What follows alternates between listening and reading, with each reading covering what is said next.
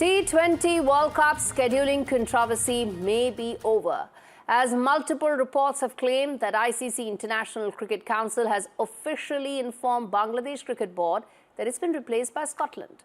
A press release is now awaited from ICC. What happened? Senior ICC officials, including Chairman Jay Shah, were in Dubai. They sent an email late evening to BCB Chairman, that's the Bangladesh Cricket Board, conveying that the global body has taken a decision. What happened earlier, Bangladesh Cricket Board had refused to travel to India, citing security concerns.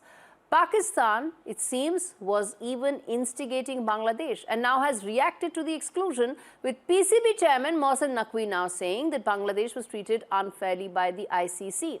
Naqvi has also said that Pakistan's own participation will now be decided by the government, by the Prime Minister, no less. Now, that's our big story this evening when we discuss what happens next as far as the politics over the cricketing pitch. But first up, let me now tell you who really stands to lose when politicians decide. You have Mohammad Yunus and his interim government deciding about whether or not Bangladesh should play in India. Now, who's really losing here is what I'm going to tell you. Bangladesh cricket heavily relies on ICC funding. The T20 World Cup was actually said to be a major revenue generator for Bangladesh cricket, and it comes at a time of deep domestic turmoil for the country. Now, Bangladesh domestic cricket also runs on revenue from ICC. So why is it that they are actually antagonizing ICC? Why is it that they are taking such a hardline position?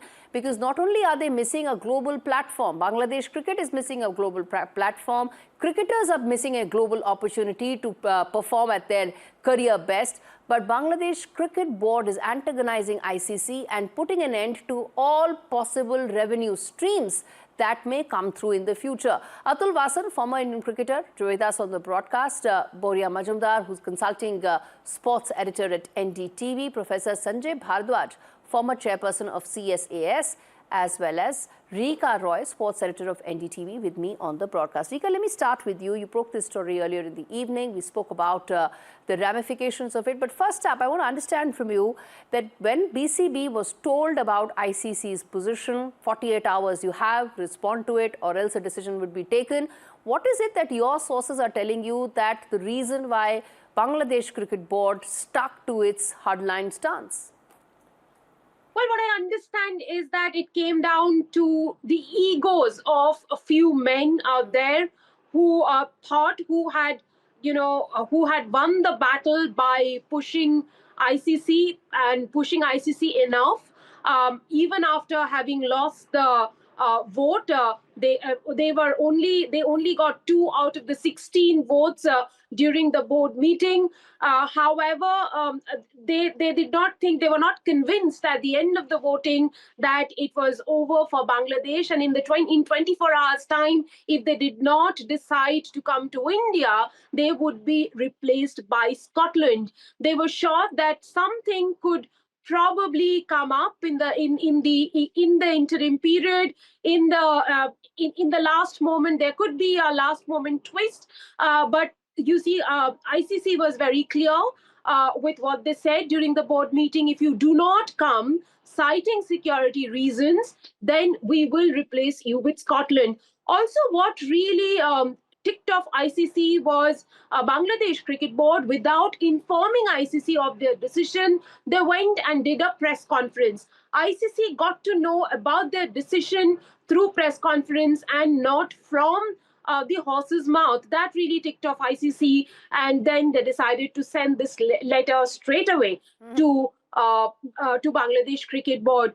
Well, you mentioned earlier in the broadcast that the issue is over, but I believe that this story is still not over. Now, with Pakistan threatening boycott of the T20 World Cup. Of course. Well, and Pakistan a reporter's delight, that is, Rika. A story not being over is a reporter's delight. I'm going to come to you about Absolutely. the Pakistan side to it. But Boria, let me bring you in on the big picture here, the messaging here that's coming in from ICC. It's very clear, taking on from what Rika said, that you can't be making announcements in public, you can't be citing security concerns, you can't be taking a high political ground and expecting ICC to just go along. See, this is political grandstanding and pandering to the local electorate. That's what was happening in Bangladesh. they have no locus standi. Firstly, the sports advisor Asif Nazrul comes on and says with full political bluster that every decision is being taken by the government. Now, the moment you say that, international sports governance, for God's sake, tells you there should be no government interference. This guy, without even having an understanding of how international sport is governed, tells the media this. Now, the BCB runs the risk of getting banned by this false comment by this guy. And there are many instances. Sri Lanka cricket has been banned in the past by ICC. The entire story here is BCB was a puppet. The players, I've spoken to multiple players, they're all scared. The journalists are scared. No one wants to speak out against the ruling political establishment. They want to come. They know that by doing this, they're ruining their own cricket and digging their own death there. But given the political pandering, given the political grandstanding of the current political establishment and this guy Asif Nazrul, they have no option. And now Mohsin Naqvi, look at how clever the press conference was. He says, the Prime Minister will take the call. Does he not know there is a damn smartphone? Pick up the phone and call and find out, damn it. Why do you have to wait for the Prime Minister to come to your country? Do we not understand that this is political posturing on the part of Mohsin Naqvi? Everybody understands this. The whole world. He was waiting for the ICC to send that letter. The moment that letter is sent, he comes and says injustice to Bangladesh. This is basically anti-India, trying to woo Bangladesh when Pakistan knows very well that it cannot afford to pull out because then it will be imposed a heavy penalty. So this is political grandstanding and posturing going on. The ICC has taken a stern call, a firm call, because they know that despite repeatedly engaging Bangladesh, they were unwilling to listen and unwilling to understand what the writing on the wall was. You know, Boria and Rika, stay with me on the broadcast. I want to quickly now rope in Atul Vasan as well to talk about how this tournament now stacks up with Bangladesh being replaced by Scotland. Yeah, on this question, let me tell you, cricket is not the sufferer at all. We will not miss Bangladesh team because, you know, they are not Australia or England in that matter of speaking. Even Pakistan is not a real contender. So I think these jokers have got together.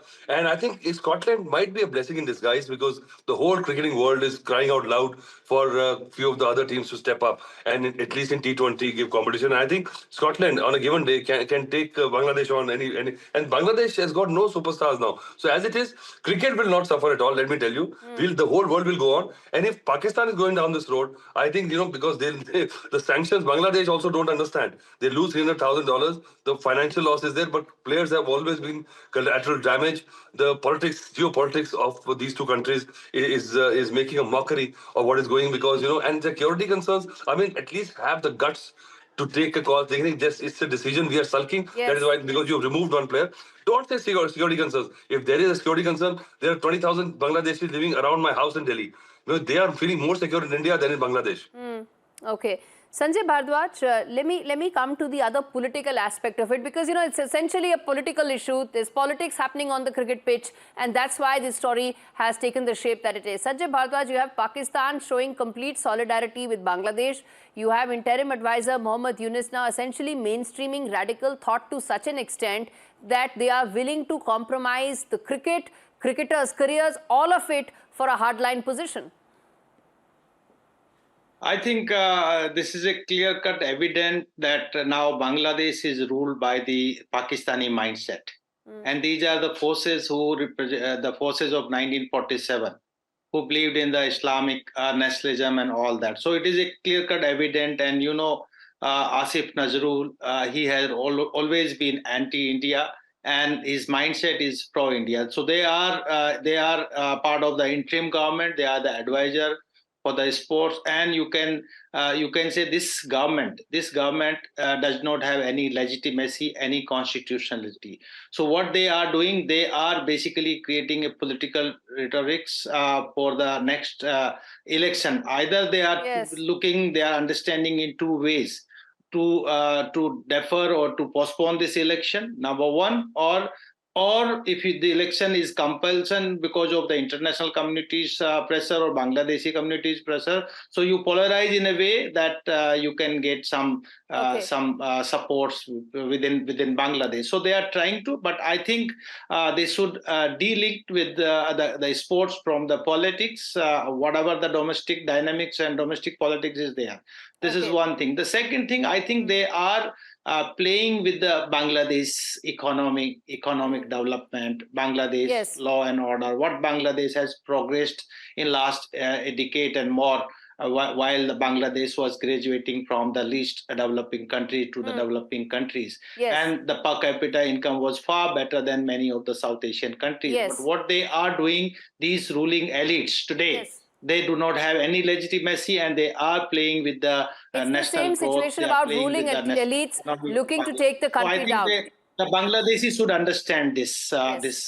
their mindset, and they should be thrown out from the power. Yes. Okay. So, I want to now come to the other aspect to it, which is the Pakistan side to it, But just to tell our viewers in 10 seconds, why is it that this really started and why is it becoming, and it became, the bone of contention was Mustafizur Rahman, who was picked up by KKR at a time when Deepu Chandra Das, a Bangladeshi Hindu, was lynched and burnt alive, and those videos went viral and everybody around the world saw just how 7.5% of Bangladeshi population was treated. And yes, Boria, I'm coming to you in just a second, but that is really the context in which KKR picked up that Bangladeshi cricketer and then of course ICC weighed in. And after that cricketer was released is when in 24 hours you saw the Bangladeshi Cricket Board coming out with those statements. Yes, go ahead, Boria. You had a point to make.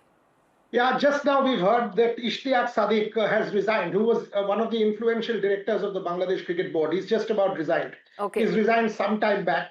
He's cited family reasons, but the real reason is he's unhappy with the decision making within the country. So there is revolt brewing. You speak to players, I've spoken to 4. You speak to journalists, I've spoken to many. Each of them say we are devastated, we are frustrated, and you now see the first resignation coming from a director of the BCB. Okay, that's extremely important, that heads are finally rolling, and more importantly, BCB itself is imploding. You have people within the Bangladesh Cricket Board up in arms saying, why is it that the country's cricket is now completely being sacrificed at the altar of political points? Rika, come in there, and then I get in both Atul Vasan and Sanjay Bhardwaj. Well, you see, Bangladesh has taken a hardline view of this, and Asif Nazrul, it seems, has been giving all the directives to the Bangladesh Cricket Board. Bangladesh Cricket Board has an independent, so-called independent head, Aminul Islam Bulbul, who's been a test cricketer for Bangladesh and has been a reputed test cricketer, but he is hardly been allowed to function independently. All directives are coming from Asif Nazrul. I've also spoken to several of the Bangladeshi cricketers. They want to come to India. They want to play in the World Cup, but they cannot say that in a formal setting. They will have to go with they will have to align with the government, because they do not know what is coming up next, whether this government is going to stay, whether next government is going to come. They're all waiting for the elections on the 12th of February. If and they I can assure that after having spoken to several of the players in the Bangladesh cricket team. Atul Vasan, react to what Boria just said, which is that people within the BCB are saying, why is this happening? Why are you taking an axe and, yourself expediting the death of Bangladeshi cricket?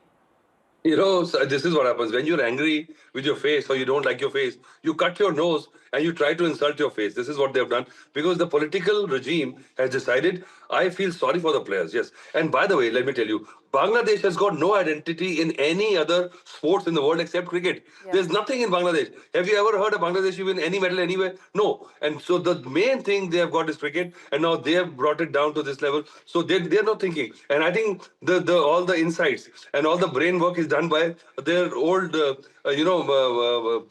erstwhile rulers, who India helped them to get for East Pakistan changed to Bangladesh. And now the whole thing has started again. And Mohsin Naqvi, I mean, this is a guy, he's so shameless. And I think if he's threatening to not pull out, the amount of sanctions and the amount of participation fee Pakistan lose, all the world which has lent money to Pakistan is worried now, because, the way they are going, they are just sulking and they are making a show, because now the pipe dream in Pakistan used to be Kashmir. It is diluted. People are getting bored with it. So cricket has been found by this, regime in Pakistan to make it the new opium for Pakistan. And that is how they show. Mohsin Naqvi took a trophy. I think probably they can use the trophy, and Bangladesh and Pakistan can have their own tournament.